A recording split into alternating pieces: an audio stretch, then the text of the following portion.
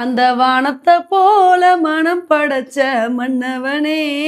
இப்படி வியான் மல்டரை பார்த்து சொல்ற மாதிரி தான் பிரெயின் லாராக்காண்டி இவர் ஒரு பெரிய தியாகத்தை பண்ணியிருக்காருங்க. இன்னைக்கு நம்ம வீடியோல இந்த ஒரு விஷயத்தை பத்தி தான் பார்க்க போறோம். இப்போ சவுத் ஆப்பிரிக்காவுக்கும் ஜிம்பாப்வேக்கும் டெஸ்ட் மேட்ச் நடந்துட்டு வந்துட்டு இருக்கு. இதுல சவுத் ஆப்பிரிக்கா வேற லெவல் பர்ஃபார்மன்ஸும் கொடுத்துட்டு வந்துட்டு இருக்காங்க. இதுல ஃபர்ஸ்ட் இன்னிங்ஸ்ல அவங்க 627 ரன் எடுத்து டிக்ளேர் பண்ணாங்க. இந்த அளவுக்கு ஸ்கோர் வந்ததுக்கு முக்கிய காரணம் யாருன்னு பார்த்தீங்கன்னா சவுத் ஆப்பிரிக்கா கேப்டன் வியான் மல்டர் தாங்க. ஏன்னா மனுஷன் வேற லெவல் இன்னிங்ஸை கொடுத்து ட்ரிபிள் செஞ்சுரி அடித்து அசத்தினாரு. இவர் 300 ரன்னுக்கு மேலே எடுத்தவொடனே கொஞ்சம் கொஞ்சமாக நல்ல ஒரு இன்னிங்ஸை கொடுத்து 367 ரன் எடுத்தாருங்க. அப்போ எல்லாருக்கும் என்ன எதிர்பார்ப்பு இருந்துச்சு அப்படின்னா, இன்னும் கொஞ்சம் ரன் எடுத்தால் போதும், டெஸ்ட்லே அதிகமான ரன் எடுத்த பிரெயின் லாராவோட சாதனையே இவர் முறியடிச்சிருவாரு.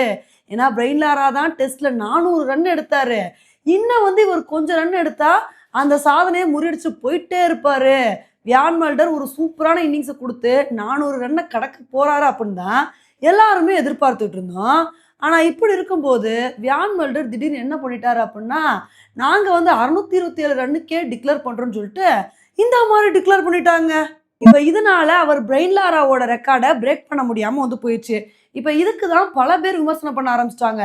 எப்பா இருந்தாலும் மல்டருக்கு நடந்தது பெரிய அநியாயம்ப்பா, யாரோ ப்ரெஷர் பண்ணி தான் அவர் டிக்ளேர் பண்ண வச்சிருக்காங்க. இந்நேரம் சவுத் ஆப்பிரிக்கா மட்டும் டிக்ளேர் பண்ணாம இருந்திருந்தாங்க அப்படின்னா கண்டிப்பா மல்டர் பிரெயின் லாராவோட ரெக்கார்டை பிரேக் பண்ணியிருப்பாரு. ஆனா வேணும்னே டிக்ளேர் பண்ண வச்சுட்டாங்கன்னு சொல்லிட்டு பல பேர் விமர்சனம் பண்ணிட்டு வந்துட்டு இருக்காங்க.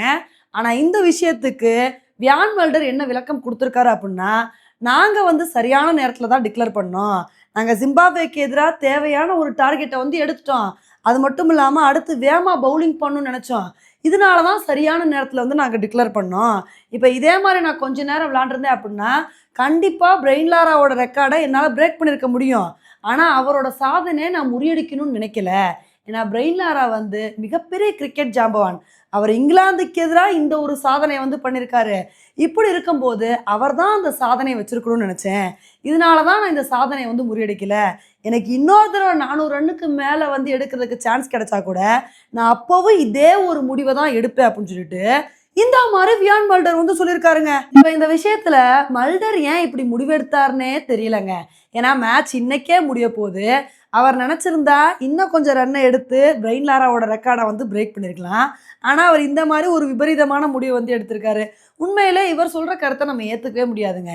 இதே சமயத்தில் டீமுக்கு ஒரு முக்கியமான டிசிஷன் எடுக்கணும், அப்போ அந்த இடத்துல டிக்ளேர் பண்ணியே ஆகணும் அப்படின்னு சொல்லிட்டு அப்போ டிக்ளேர் பண்ணி இவரோட ஓன் ரெக்கார்டுக்காண்டி இவர் விளையாடாமல் டீமுக்காண்டி விளையாண்டுருந்தாரு அப்படின்னா இவர் பாராட்டலாம். ஆனால் இவர் என்ன சொல்கிறாரு, நான் பிரெயின் லாராவோட ரெக்கார்டை பிரேக் பண்ணவே மாட்டேன், ரெக்கார்டை பிரேக் பண்ணுறதுக்கான சுச்சுவேஷன் வந்தாலும் அதை பண்ண மாட்டேன்னு சொல்கிறாரு. இப்போ இதுக்கு தான் பல பேர் பல விதமாக விமர்சனம் பண்ணிட்டு வந்துட்டுருக்காங்க. ஒருத்தவங்க ரெக்கார்டை செட் பண்ணுறாங்க அப்படின்னா அதை இன்னொரு பிளேயர் பிரேக் பண்ணால் தானே நல்லாயிருக்கும். அதுதானே ஒரு நல்ல ஸ்போர்ட்ஸ்மேன்ஷிப் அழகு. ஆனால் இவர் ஏன் இந்த மாதிரி ஒரு வித்தியாசமான முடிவு எடுத்தார் அப்படின்னு தெரியல. ஓகே ஃப்ரெண்ட்ஸ், மல்டரோட இந்த முடிவை பற்றி நீங்கள் என்ன நினைக்கிறீங்க அப்படின்றத என்னோட கமெண்ட் செக்ஷனில் போடுங்க. இதே மாதிரி இன்னொரு வீடியோவில் உங்களை மீட் பண்ணுறேன். Bye friends.